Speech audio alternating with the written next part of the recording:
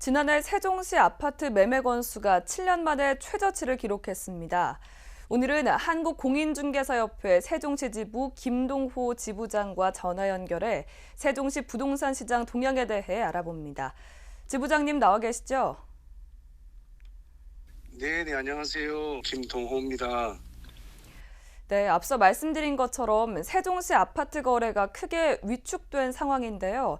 먼저 작년인 세종시 부동산의 전반적인 시장 동향부터 설명해 주시죠. 지난번 우리 세종의 이제 매매 시장을 보면은 지금 전체적으로 거래 건수도 그렇고 그다음에 매매 금액도 그렇고요.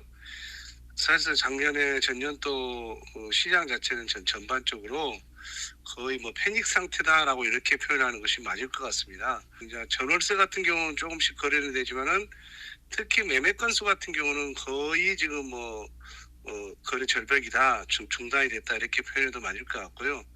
또 이제 매매 거래가 된 것도 그 금액 자체가 금액이 상당히 많이 하락한 금액으로 거래가 돼서 이제 전반적으로 매매 시장 전체 현황은 거래 건수도 별로 상당히 급감을 했고 금액 자체도 상당히 많이 급감이 돼서 상당히 거래가 된 작년 한 해 동안에는 상당히 힘든 부동산 시장이 상당히 힘든 한 해였다 이렇게 보시면 될 것 같습니다. 네, 아파트 값 또한 전국에서 가장 많이 떨어진 곳이 바로 세종 지역입니다.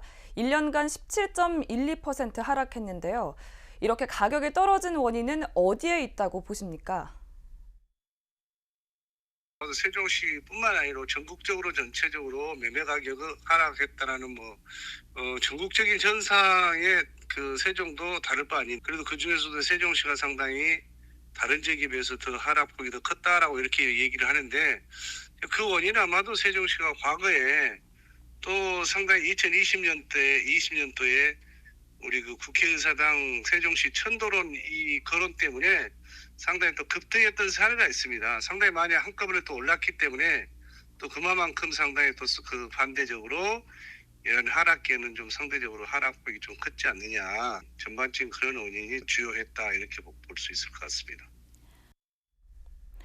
네, 그런데 앞서 정부가 세제, 금융 규제 완화하고 또 서울 용산과 강남 3구를 제외한 모든 곳을 부동산 규제 지역에서 해제했는데요. 이 같은 정책들이 세종시 부동산 시장에 영향을 주고 있다고 보십니까? 세종시 규제지역 완화가 지금 실질적으로 세종시에 저희들이 이제 규제지역 완화가 다른 지역에 비해서 상당히 늦게 해제가 됐죠, 규제지역이. 그래서 조정지역이 이제 마지막으로 해제가 되면서 상당히 저희들이 그 기대를 많이 했습니다. 규제지역이 전반적으로 완화가 되면은 거래가 좀 활성화될 것이다라는 기대감을 좀 가졌는데, 기대하고는 좀 다르게 전반적으로 규제가 해제는 됐어도 실질적으로 이제 우리가 가장 매수하려고 하는 사람들의 그 가장 걸림돌이 이제 대출이었거든요.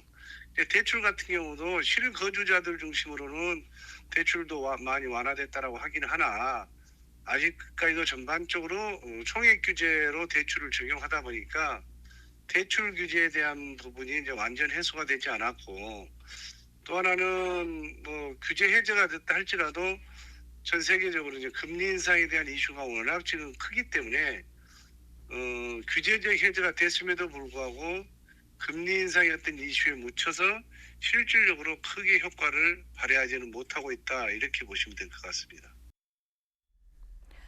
네, 알겠습니다. 그럼 마지막으로 올해 세종시 부동산 시장 전망에 대해 한 말씀 부탁드립니다. 전반적으로 지금은 금리 인상에 대한 이슈가 워낙 강하기 때문에 지금 이러한 분위기는 당분간 좀 지속될 것 같고요.